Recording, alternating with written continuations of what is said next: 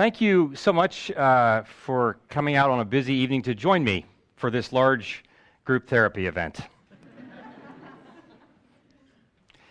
I'd also say that it's always a good idea if you're talking about shame. At some point, you're going to be able to say something to just about everybody in the room that will make you feel bad enough that by the end you'll really want me to write you a prescription. I'll be happy to do that for you.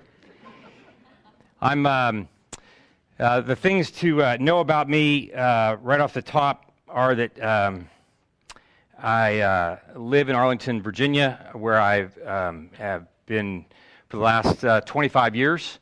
And I've been married for 31 years. And as we've said, I have a daughter who's 27 and a son who is 24. And for a living, I practice psychiatry. And I live in Washington, D.C., so it's a pretty good gig.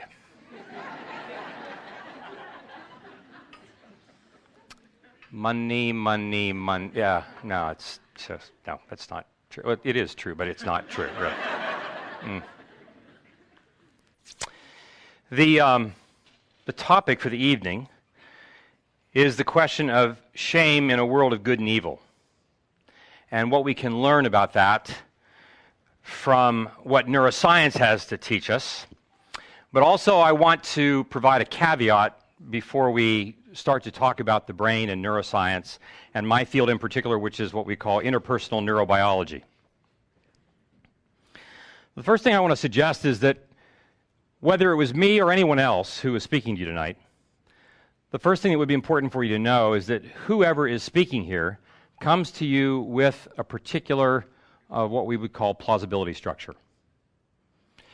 Whoever the speaker is going to come to you with an understanding of a particular notion of how we tell the story that we think we're living in. You see, everybody here in the room, whether we know it or not, is living believing that you occupy a particular story in the world, that the world means a certain thing, that it either is or isn't going someplace, and we're all living trying to figure that out and live in the story that we are believing that we're in the middle of. And so, for full disclosure's sake, in order for you to be aware of this, I want to let you know kind of where I'm coming from. Now, not every speaker who would that you'd listen talk about shame would necessarily tell you those kinds of things, but I want to let you know that so that when you hear me allude to other things later on this evening, you'll have some sense of where that's coming from. And so where I'm coming from is what I would consider to be what I call a biblical anthropology. And what does that mean? That means that I live believing that I'm in a world that has been created by a God, and the God of the Bible, and that we would read about in the Bible, and that God is a relational God. And that in the course of events of human history, that God has both made us, but also recognizes that as much as he loves us, we have trouble loving ourselves and trouble loving each other. And so in the course of time, Jesus appears in history, and he lives, he dies, and we who follow him believe that he was raised from the dead. Now, in this day and age, that's actually a bit of a crazy thing to believe. I acknowledge that. But we who follow him, but we who follow him believe that that's true. And I would say this, kind of like Kierkegaard said, if you've read much of Kierkegaard, Kierkegaard said, I'm trying to become a Christian. I'm practicing trying to become a Christian. And so I practice trying to believe this, because believing this for me personally is not always easy to do. But it also means that as part of this story, we believe that history is going somewhere. And that what we are doing now is that we are practicing for a world that is coming. And that is a world of goodness and beauty and joy. Not just about the renewal of all things about the physical world, but the renewal of all people as well. And that's the story that I think I'm living in the middle of. And so I just want to say that much in order for you to be aware that as I refer to and allude to these kinds of things over the course of our evening together, that you're not surprised, you're not caught off guard, and you're not wondering like, well, where is this guy coming from, and what is he trying to like snooker me into thinking or believing? I know he's like, the psychiatry does all those Jedi mind tricks. Who knows what's happening to me here in the room? I can assure you I won't be trying to do anything to you, and we do employ Jedi mind tricks, but I'm not here tonight. I would need to get you to sign a release of things, and I don't have the time to do that. So let me begin by saying this. We long for a world of goodness and beauty. Who here in this room does not want that world? Who here would wake up every day and say, you know, I really hope that my day sucks today? Like, nobody does that. We wake up in the morning and we want this morning to be a morning, we want this day to be a day in which relationships work well. We want this day in which our work works well. We want the poor to be fed. We want the rich to be generous. We want good things to happen for everybody. Who doesn't want that? We long for that kind of a world, and at the same time, all we have to do is open our eyes, walk off our front porch steps, and see, like, that world is not easy to come by. I want to start by saying that we long for a world of goodness and beauty. No matter whether you believe in God, I don't care. Like, I don't know anybody who doesn't want that. That infant wants that.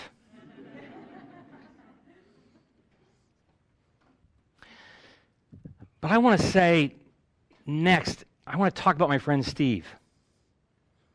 Because you see, my friend Steve came to see me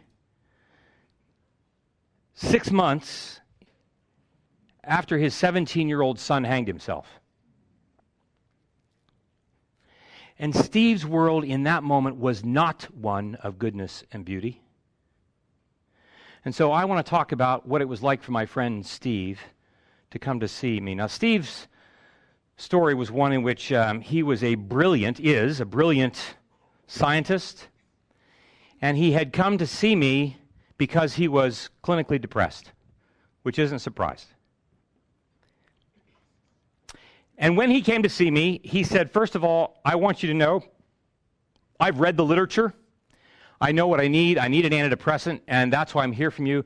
I don't really want to talk about anything that has anything to do with faith, to which I was more than happy to oblige and say, we don't need to talk about faith at all. We can just talk about your life. And he said, fine, I just really want an antidepressant because I know that I'm depressed, and that's what I need. And I said, I'm willing to write a prescription for you for your antidepressant, but I want to guarantee you need far more than Prozac. And like, we're not even going to talk about God. And so Steve was open to this because he was a scientist, and I said, look, the data is pretty clear that if you want your mind to flourish, there are certain things that you're going to have to be aware of in terms of like what your mind actually is and how it works. And then we're going to need to talk about what the problem is that you experience and why your mind's not working now. We psychiatrists, hopefully, we peddle in this thing called the mind. I don't know if you know that or not. That's what we do. That's our work that we do. And so part of what Steve's work entailed was him becoming familiar with what we mean when we say the mind in the first place.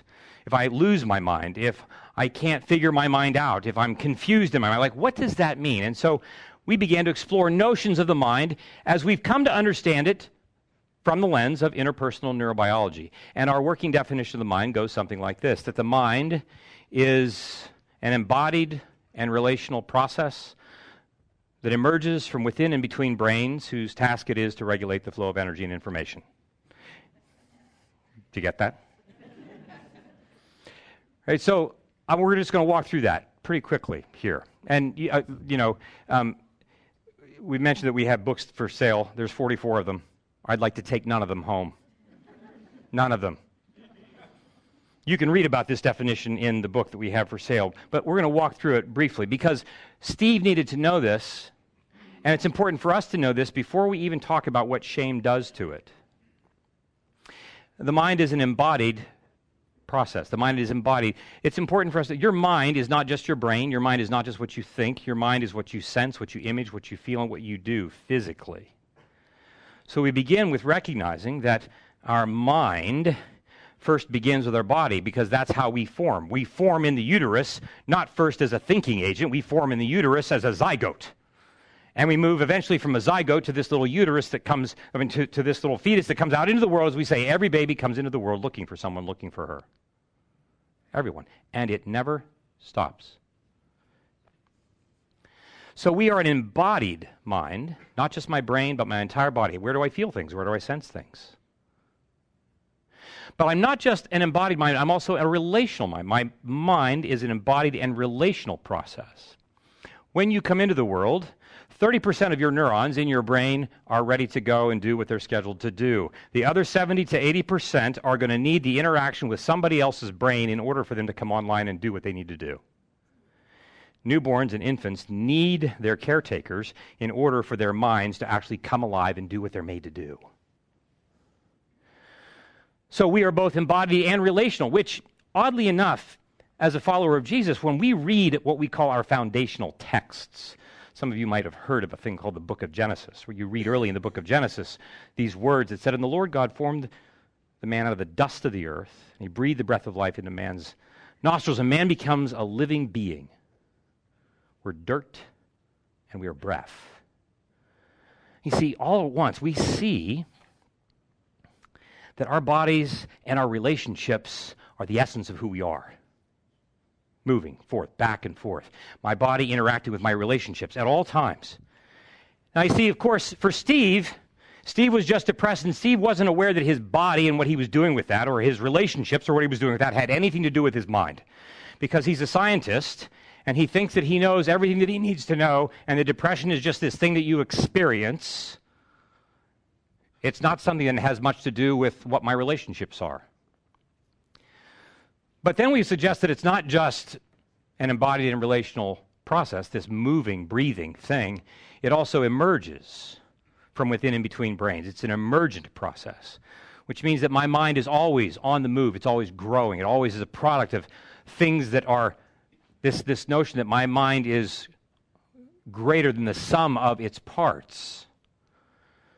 My mind, therefore, isn't just confined to me. My mind is affected by and shaped by everything around me. Everyone in this room, your mind tonight, is being shaped by the fact that you're sitting in a room with a number of other people. As I said earlier today, if it was just you and me, just one of you and me here, that would be weird. Right? Because who would come? I just want to come and have a conversation with you, Curt, but I'm sitting in the last row. You stand up on the stage, and then we'll have an intimate conversation. No, your mind is already being affected by the people who are sitting around you. Some of you, you sense it because they're sweating really badly.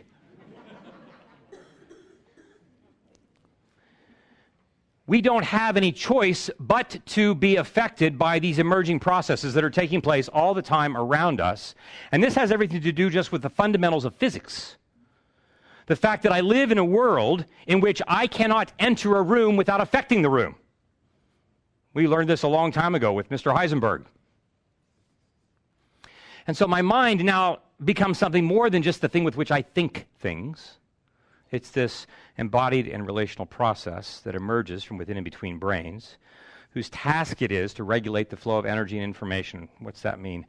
This energy and information, the energy, meaning all that takes place within my body, but also all that takes place between me and you. 70 to 90% of all human communication is nonverbal in nature. Those 7 nonverbal cues, your eye contact, your tone of voice, facial expression, your body posture, your gestures, your timing and intensity of response, those 7 different things deliver who you are 60 to 90% of the time, every time you're interacting with somebody else. But here's the thing. You don't just nonverbally communicate things to other people, you communicate them to yourself. And in the process of doing that, I do so by virtue of light, wave, and photons. Right? This is all about physics, right? This is about the energy that's happening between us. It's not just what's happening within me. My mind is communicating to you between us because of what I look like and what you look like and what you sound like and what I sound like. Imagine the impact that you have on the people around you just because you walk in the room. But how many of us really believe that we have that much emotional heft I will tell you, you have far more capacity to change the room into which you walk than you can imagine. Steve was having a hard time believing that he could influence anything. And of course, he had the evidence for this, because if he had had the power to influence anything, he surely could have stopped his son from hanging himself.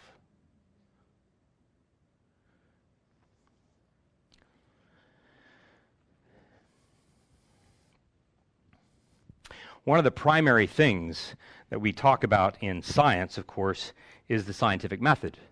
And if there are scientists here in the room, you know that the scientific method is one in which we come up with a question, a hypothesis, and then we test the hypothesis. And we test it again and again and again. And if certain results show up to be consistent, we then test this hypothesis in the form of publishing it, so that I'm not just testing it, but I now let other people who are out there in the community also test it. But in that scientific method, I'm the one who's always asking the questions as the scientist. When it comes to the mind, one of the things that's very different is that although it's really crucially important for us as humans to want to know things, one of the most important features about the mind that we're often not paying attention to is the importance of what it means for us to be known by another human being. In Christian texts, the Apostle Paul wrote these words. He said, "There are those who believe they know who do not know as they ought, but the person who loves God is known by God." Now, he doesn't say, interestingly enough, he doesn't say the person who loves God knows God. That may be true, but that's not his emphasis. His emphasis is the person who loves God is known by God. Let me ask you this question. And this, again, has nothing to do with faith. It has to do with your life. If I were to ask you, could you give me the names of 3 people who, if I were to poll them, they could collectively tell me everything there is to know about you? Everything. They know your idle thoughts. They know your worst nightmares. They know your greatest fears. They know your deepest dreams and longings and desires. There's nothing about you they don't know collectively. Could you give me their names?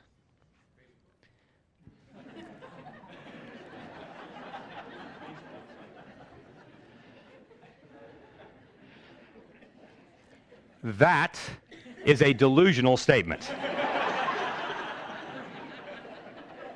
for which we have treatments.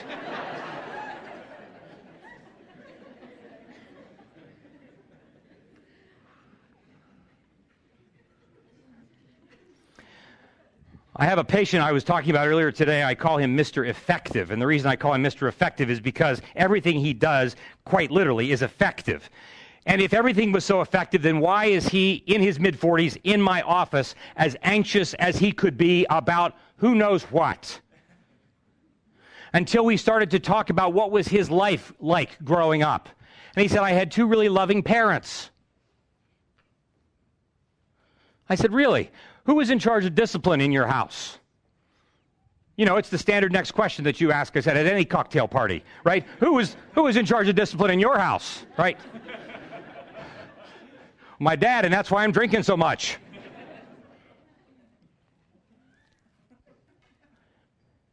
Well, he said, well, I guess it was my mom.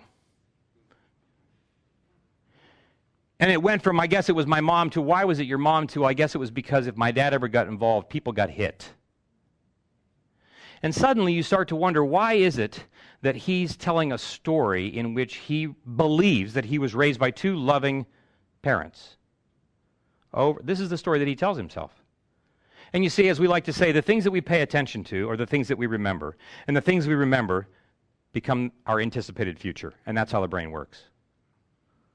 The things I pay attention to are the things that I remember, and the things that I remember become my anticipated future. And if I keep telling the story over and over again, that my parents are a certain way, then that becomes what I have to believe them to be in order for me to protect myself against the fact that my father was so brutal. But you see, here's the thing. When my patient sits not as the scientist, but as the patient, he's not asking the questions. I am. And I'm asking him, who was in charge of discipline in your house? And when he says my father, who was my mother because my father was so brutal, he says it with a certain degree of embarrassment. And at the moment that he says that with embarrassment, he's also seeing me see him for the first time with compassion, because he hasn't told anybody this who's able to look him in the eye and say, like, I'm really sorry that that was the case. And that's what happens when someone, in this case my patient, has the experience of being known by someone else when shame is not allowed to be in the conversation. Now, for Steve, there were other things that we needed to address, because for him, he wanted to come and acquire information and acquire a prescription in order for him to take care of his depression. But I said, one of the most important things for you, Steve, is not just for you to come and discover what you can know about yourself. It's for you to come and have the experience of being known by someone else. And I want to suggest to you, to allow ourselves to be known by someone else is a terribly frightening event. How many of us can think of, tonight's topic is shame, right? So how many of us can think of a moment in the last month in which we have genuinely felt some degree of shame? Raise your hand. Right, everybody, right. What about within the last week? What about like within the last 30 minutes? All right, now the next question would be, of those of you who'd raise your hand, who would like to be the three people to come up and share those things with us? You see, this is the point. The very nature of shame is such that when I experience it and feel it, I can't tell you about it, because the very act of doing so would require me to look at you. And to look at you activates the very thing I can't stand about what I feel and about what I feel about myself. To be known, to be revealed, to be exposed is a terribly vulnerable act. And I want to suggest to you, though, it is the only way that our brain knows how to be healed. Now, there are some other things that the brain tends to do. And so I said to Steve, I know that you want to know things, but it's going to be important for you to be known. And so far, remember, we're not talking about God yet, because we don't need to, despite the fact that, we've got all kinds of things in the biblical narrative that reflect this whole neuroscience chunk of data that have been emerging over the last 15 to 20 years. And there were some other things then that we started to educate Steve about, because Steve's a scientist and he likes to hear about this data. And here are some things that we come to learn about the way the mind works. A mind works in a most flourishing fashion. A mind flourishes when it does two things. When it both is well differentiated and when those differentiated parts are linked. And this notion of things being differentiated and linked comes under the heading, in interpersonal neurobiology, comes under the heading of what we call integration. Integration is a word that is formally and explicitly used in my field of interpersonal neurobiology to describe any system, the mind being one, but any system. Clouds do this. Populations do this. Any system that demonstrates this combined set of features of differentiation and linkage. And what does that mean? What are we talking about here? Well, here's an example. If you want to listen to a choir, you want to know that the four parts of the choir, each one is well differentiated, that the basses and the tenors and the sopranos and the altos each have practiced their part in such a way that their parts are well done. They're well differentiated. They know their parts extraordinarily well. But we also don't want to go hear Handel's Messiah or anything else if all we're getting are the sopranos, like outdoing everybody. Like, that's not why I paid my money. I need to know that these people are listening to each other and that they're like actually allowing their parts to do the thing that they're supposed to do in concert with each other. I need to know not only that they are well differentiated, I need to know that they are linked together. I need to know that each of the parts is going to be able to hear the other part, to give the other part what it needs, and for it also to come to play when it's to come to play. And in order for that to happen, we need a conductor. We need someone else who is able to do that kind of work. And in the human mind, that conductor, as far as our brain is concerned, is located in the middle prefrontal cortex. And my middle prefrontal cortex is the place in my brain in which all of the other functions and parts of my mind that we're just going to talk about real briefly are regulated, are conducted, if you will, are enabled to both be well integrated, like well developed, well differentiated, if your memory's working, well differentiated, and linked together. You see, one of the things that Steve needed was to know that the multiple different forms of his mind's functions were not only well differentiated, but that they were linked together, and none of that was working for him. And we have what we call 8 different domains of these differentiated parts. The first is that of consciousness. Are you awake? Are you alert? And are you attuned? Are you conscious? And one of the primary features of the mind of consciousness is that of attention. How well are you paying attention to what you're paying attention to? The second is what we call the vertical domain of the mind, and that has to do with the entire body, from top to bottom. How well am I paying attention to everything that my body is contributing to this thing that we call the mind? The third dimension is what we call the horizontal dimension, or between my right and my left hemisphere. We have right hemispheric activity and left hemispheric activity that do very, very different things. Then we talk about the domain of memory. The domain of memory. Now, you know, memory is a tricky thing. There are lots of different things that we can say about memory, but there's 2 things that we like to describe, and one is that you have what we call an implicit memory. An implicit memory is the kind of memory that works without your even having to pay attention to it. It's the kind of memory that you employed when you learned how to walk, because most of us here didn't remember how to learn how to walk consciously. You weren't paying attention. You might not remember the day that you learned how to walk. You've just always learned how to walk. You've always known how to do that. It's the kind of memory that gets activated when we learn how to ride a bike. And once we learn how to ride a bike, then we can always know how to ride a bike. But it's also this kind of memory. A couple comes home one afternoon, they have a fight, and in the middle of the fight, the guy gets into his car and takes off. And we wonder, like, why are you doing that? It's not a very helpful tactic when you have a fight, to run into your car and take off. Is that a plane flying over? I didn't know you had. I didn't know that you had such a large airport here in Harrisonburg.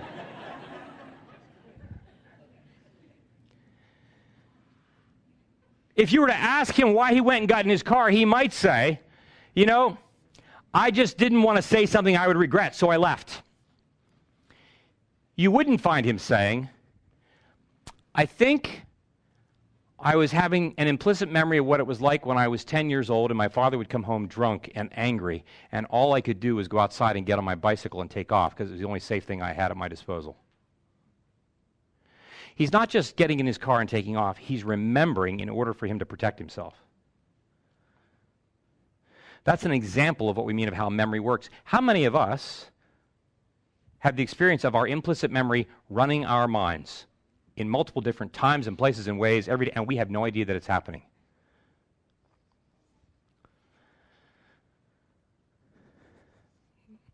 Explicit memory is the kind of memory that we can remember about, like what I had for breakfast, or certain facts. And the real question for us is, how do we integrate our implicit and explicit memory? And here's the real key. Any of these domains that we talk about are most effectively integrated when we have securely attached relationships with other human beings. All these things, my consciousness, my vertical, my horizontal brain, my memory domain, all that depends upon what happens between me and other relationships, because I'm both an embodied and relational mind. And that leads us to the next domain of the mind, and that next domain is the one of our narrative. You see, everybody here in this room, as we said at the top of our hour, everybody here in this room, whether you're aware of it or not, are living in a story of some sort that you're making up every day.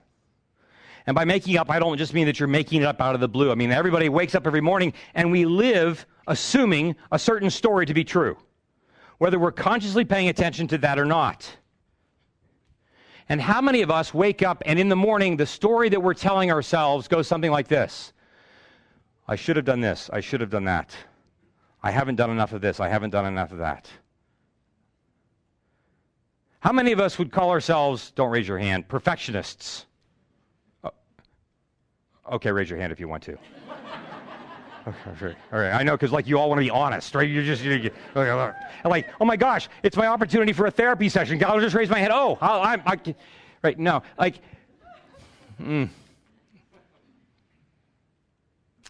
This notion of how we tell our story has everything to do with where we are. And you see, this was significant for Steve.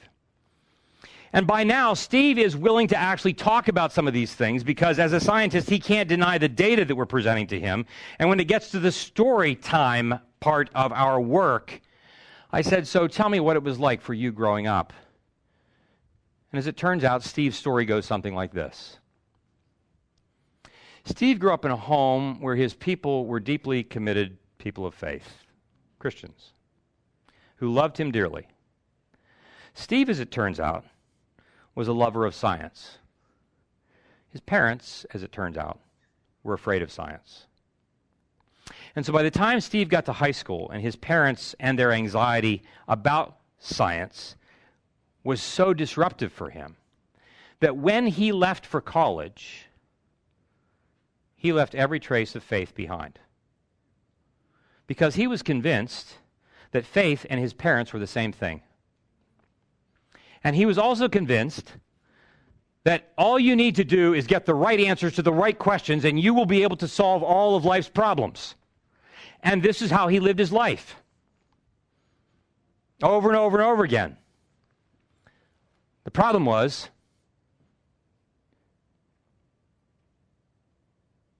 his science wasn't enough to keep his son from hanging himself.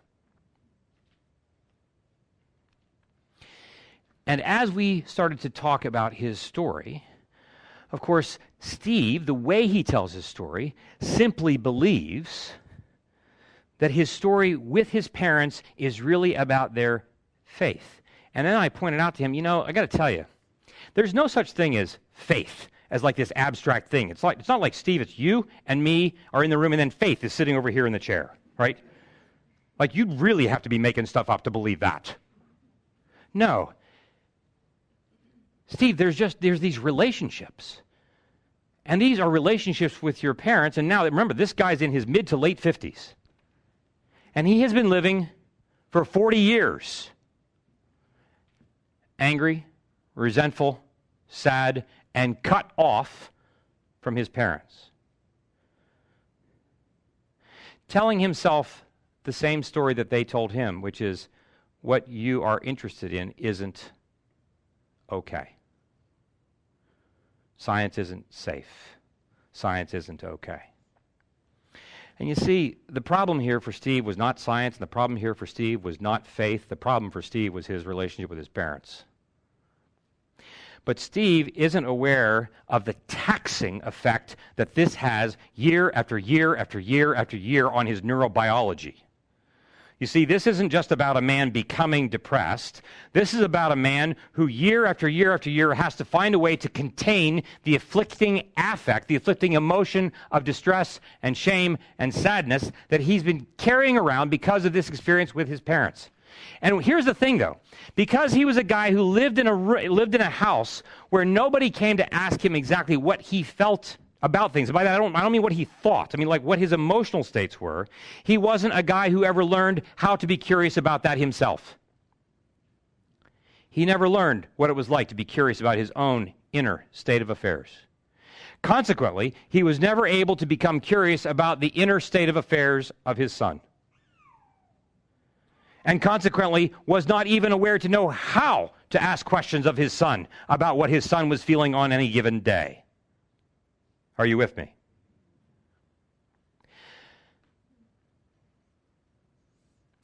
And so you can guess that by now,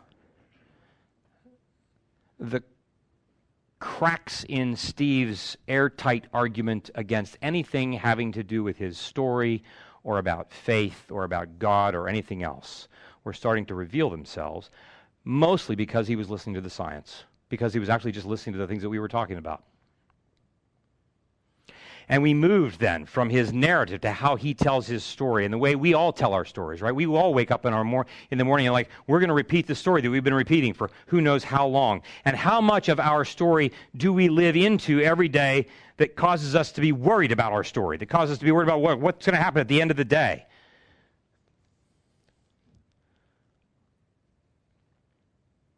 We then went on to talk about what happens regarding the domain of state, like our minds enter into certain fixed periods of time in which we repeat certain models. When you get up and go to work every day, you enter into a particular neurobiological state of mind. When you go to play tennis, a neurobiological state of mind of that. And we have to recognize that most of life's distresses happen when we are transitioning from one state to another, but most of us aren't paying attention to this. And we then move from the state dimension to the interpersonal domain. The fact that I have all these things going on, all these different dimensions of my mind's activity. And as it turns out, so does everybody else. And the question is, what am I doing at any given time to be aware of how it is that my interpersonal domain is interacting with your interpersonal domain, and we are affecting each other all day, every day? And that is going to shape what my mood is like. That's going to shape what my anxiety is like. All those kinds of things, of which Steve was not paying any attention to. And then I said this to him.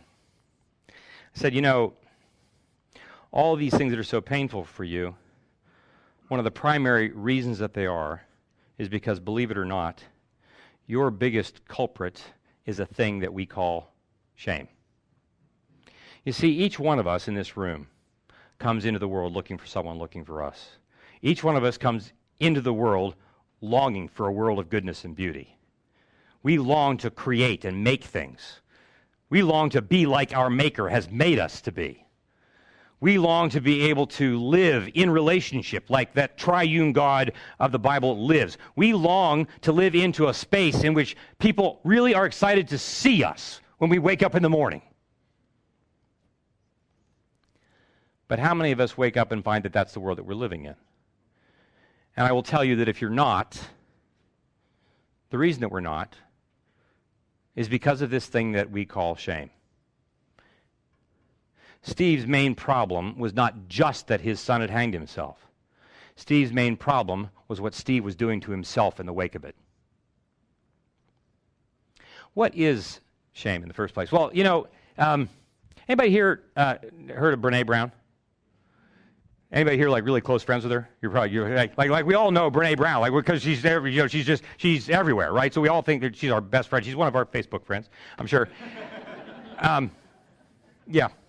Can I just say, like, you don't have that many friends, okay? You just don't. You don't, right? Nobody does. All right. So people say to me, like, what do you think of Brene Brown and her work? I said, like, two things. One is that we could not be more fortunate to have somebody who's doing this kind of work for us. Right? It's very helpful. It's meaningful, important work. I said that's number one. But here's number two. It's really striking to me, given the interest that it has generated, you'd think that we were hearing about shame for the very first time in human history, given how like amazed we are at the data that she's talking about. 27 years ago now, a guy by the name of John Bradshaw wrote a book called Healing That Shame That Binds You. And if you're older than 40 years old in this room, you might know about this and know that it sold millions of copies. It got him a long-standing spot on public television. And he was useful and helpful to hundreds of thousands of people. And why is it that with Brene Brown, like, it's like we're hearing about this for the very first time? And I will tell you, 25 years from now, we're going to need somebody else to do the same thing because we will forget, because this is exactly how shame works. Now, if you want to read the clinical literature about shame, if you want to read about that, it's going to tell you some of the following things. First of all, shame is primarily a neurophysiologic event. It is something that happens to your body before it happens to anything else.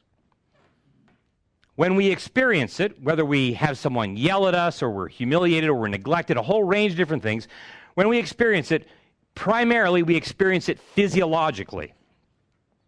We don't feel ashamed because we first hear somebody say something about us, consider that, and then feel bad. We feel bad immediately, and then we make up stories to help us make sense of what just happened. This is what happens in brain time. The mechanics of shame, if you read Alan Shore's work, a neuropsychologist from UCLA, the mechanics of shame go something like this, that if you drive a standard transmission automobile, anybody here not drive a standard transmission automobile? It's okay, you can, not ashamed. Everybody drives a standard transmission automobile? I gave this talk in Manhattan about 3 years ago, and I asked this question, and my wife said, Curt, like nobody drives cars. They don't, it's not really helpful. Okay, there is a thing called a standard transmission automobile.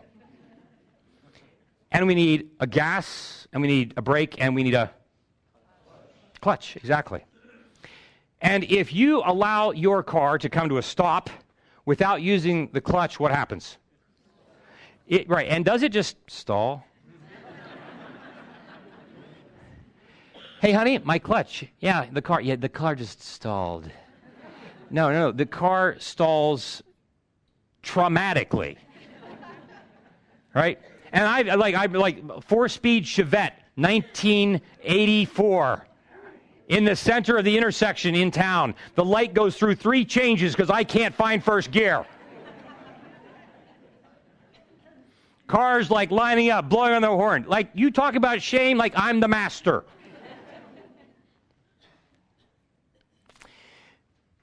We walk around being driven by a thing called the sympathetic drive system. Now, some of you have heard of the sympathetic drive system as being part of your fight or flight mechanism, which it is, but that's not the only thing that it does neurologically. The other thing that the sympathetic drive system does is that it is sympathetic with us in terms of our desire. So baby comes out of the womb, and she or he is just going. And they keep going.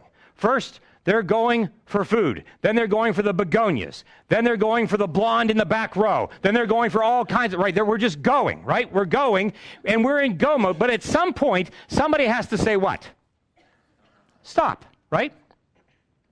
Somebody has to decelerate the engine. The sympathetic drive system is like our accelerator. We just can't live in total acceleration. We have to be able to decelerate. We have to be able to slow down and stop. And when we are little, we need the help of our parents. And so parents will decelerate us by saying stop. We will apply a brake, and sometimes that brake is applied forcefully. Sometimes that brake is applied more slowly. Or sometimes parents just take the foot off the gas, right? Sometimes we just have to take the foot off the gas. That's another way for the car to decelerate, right? We don't just apply the brake, we just take the foot off the gas. Even if we have to slam on the brakes, if you drive one of these cars, you know that you can slam on the brakes, but if you follow quickly enough with the clutch, you won't lose the engine, right? The parasympathetic system is what is representative of the decelerating engine. It's representing the brake. And there are times in our world, in our life, when it's crucially important for us to learn how to say no. We have to say no to all kinds of things. I will tell you, we live in a culture that has a very difficult time saying no to much of anything. Now, again, back to the anthropology out of which I come. You know, you may have heard of the story of the Garden of Eden. You may have. And it's an interesting story to me because it's a story in which God plants a garden. And in the garden, he plants all these good things. And then there's this one thing that he plants to which he says to the first humans that are there, you may not eat of this thing. Now, it's interesting to me because if I'm God and I don't want people eating from something, I would say, hey, look, about 40 miles to the west, surrounded by a bunch of brambles, there's this kind of nondescript tree. You won't run into it for a while because you don't even have the wheel yet. So it's going to take a long time to get there. Right? But if and when you do, just don't pay any attention to it. It's nothing. If I'm Adam, like I don't remember any of it. But no, God says no, and he plants it right in the center of his yes. Really ticks me off. But think about how much of life depends upon our ability to be able to say no to things that are in the center of what we think is our identity. Think of what it means to be an athlete. If you're going to be a professional athlete, you have to say no to a lot of things that you'd rather say yes to. In order for us to be skilled at anything, we have to be able to say no and let that be as crucial an element of what it means to be loving as anything that we do that says yes. And that's true for the brain.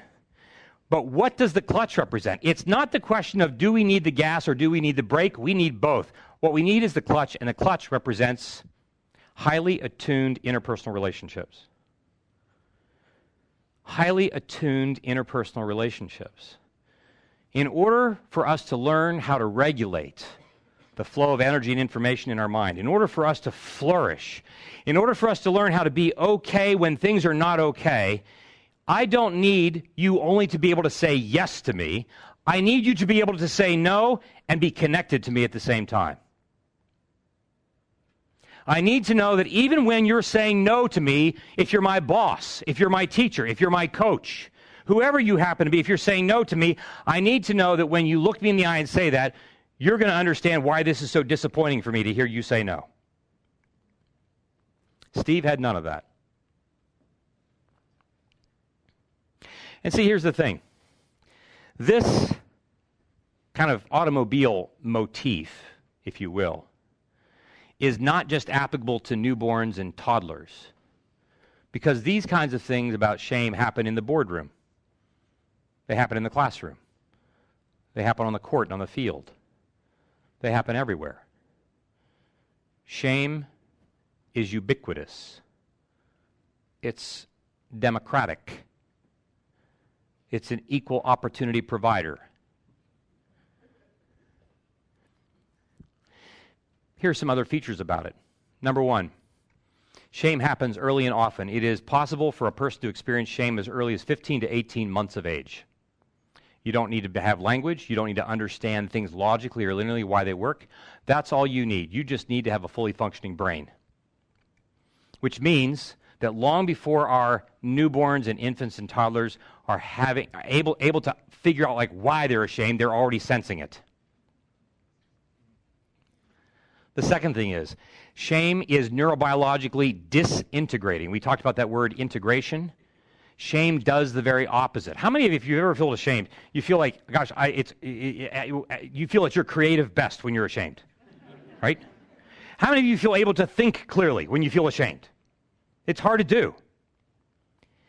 You see, for Steve, he had been carrying around this certain shame his whole life, this sense that like what he wanted, his desire to learn and live into science was like not okay. Like he was not acceptable. He was not okay.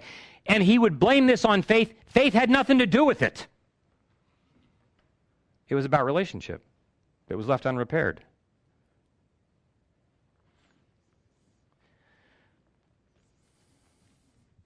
Shame is not just disintegrating. One of the first things that we do when we experience it is that we hide. We first hide literally, physiologically. Like when you experience shame, you will turn your eyes down, you will turn your head away, your shoulders will move inward, your body will tend to curve over, not unlike a dog. Congratulations. Right? We've seen dogs be ashamed. Right? It does not require any cognitive higher order of thinking for us to react to this. This is the automaticity of our minds trying to protect themselves against this emotional state of nausea.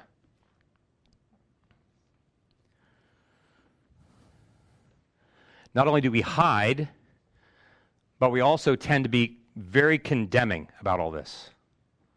Condemnation is a highlight of this. Steve was getting all this. Not only condemnation, but shame is an interesting thing in that the highest volume of frequency with which we experience it, as it turns out, is not through the course of significant, large, traumatic events. It is truly shaming to have events of sexual abuse, sexual mistreatment. Shaming to be in the middle of violence. Shaming to be a whole range of these large events that are horrible. But the problem is that most of us think that because if we haven't had that happen to us, then shame doesn't really play much of a role for us. The reality is most of shame happens in the privacy of your own mind. When you wake up in the morning and it starts, I'm already up too late. I should have done this. I should have done that. I should have done this. I should have done... Like it just goes all day long. It's like we have our own private shame attendant. Like you wake up and there they are, stand, dressed and ready, and you're paying their salary. They follow you to the mirror in the bathroom, and they're like, "Oh my gosh!" Right, and it just goes on that, like for all day long. This is what we do. Here's the last thing I want to talk about with this. Shame in its isolation is not willing to let me turn to others for help. And as it turns out, what my brain needs more than anything else, what Steve's brain needed more than anything else, was somebody to come to find him.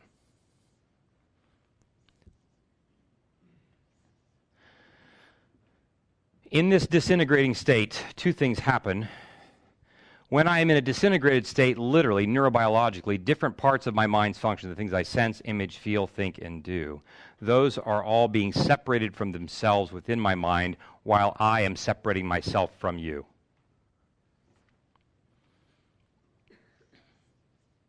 Now, it's a curious thing about psychotherapy. You see, because for Steve, he was becoming awakened to the idea that his problem wasn't just about a low serotonin level. And it wasn't just about him needing Prozac. It was about him needing reconciliation with his parents, who were then in their 80s. It was about him living a life that's very different than the one he lived, isolated in his lab, but disconnected from any other relationships in his world. And so eventually one of the things that we did with Steve is that we invited him to step into a group process where the counseling work that he was doing was in the context of a group in which he's now not just going to be known by one person, be me, but by 7 other men. And one of the things that we said to Steve was that, look, one of the most powerful things that you can even bring to the group is not just about you getting something out of it. The group is about you bringing something to it, and it's not just about your insight or your wisdom or your capacity to fix other people's problems. What's really going to be helpful for you is your ability to be vulnerable. You see, counterintuitively, in order for shame to heal, the very thing we need is the thing that we're most terrified of, and that's the capacity to be vulnerable in the presence of somebody else who's coming to find us. And oddly enough, this is what the entire arc of the biblical narrative is about. It is about God coming to find us. It is about God in Jesus coming to us to tell us, I know all about the stuff that you think that you hate the most, that you don't want me to see, and that's the stuff about which I love as much as anything else about you. Tell me about that. You see, I'm more than happy to tell you the things and to show you the things about myself that I think you'll like, that I think you'll enjoy, that I think you won't, if you see them, you won't run out of the house with your hair on fire. I'm more than happy to tell you those things. What I don't want to tell you are the things about me that I hate the most, because I know that when you see them, you'll leave. And you don't have to be a Christian to know that. All you have to do is have a pulse. But what's so interesting about the gospel message is that this neurobiological phenomenon that we call the mind, and the shame that so easily disintegrates along those lines, those fracture lines of all those different domains of integration that we've talked about, you see, in the Christian story, we don't believe that shame is simply an artifact of nature. We believe that it's a vector, and that evil's intention is to use it to ruin you. Its intention is not just to make you feel bad. It doesn't care about you. Evil doesn't. Now, again, I'm revealing my particular worldview. We may not believe in a notion of evil, and that's our choice. I happen to, and I'd have to say that it's hard to be with Steve for very long and not believe in it as well. to watch his grief and his agony, and to watch his rage and his despair, and also to watch what happens to him when 7 other men come to find him, when he thought no one would want to see or know about the father who didn't have what it takes to keep his kid from hanging himself.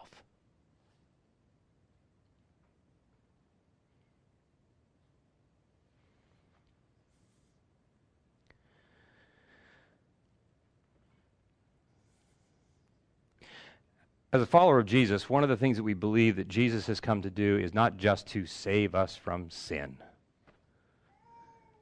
You see, the story of the gospel is one in which we lead with the notion that God cannot believe his good fortune to be your God.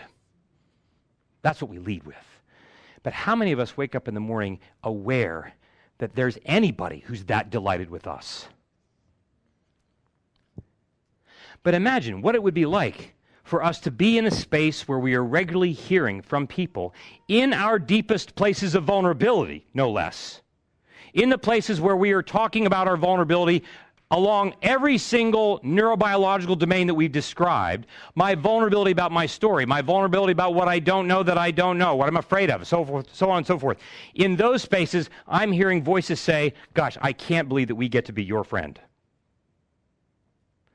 This is what the gospel tells us. Tonight, my hope is that in the course of our conversation, you'll be made aware of a couple of things. One is that not only do you long for a world of goodness and beauty and joy, you were made for it. Number two, in that delight that God has placed within us, despite the fact that evil wants to ruin us by using shame as a vector to do so, God is deeply committed to using our own vulnerability as a way to promote community and then save us from ourselves. Who will be the people that will enable you to do that? I want to tell you that if we're willing to enter into that kind of a life, a world of goodness and beauty is what awaits us. You've been very kind. Thank you very much.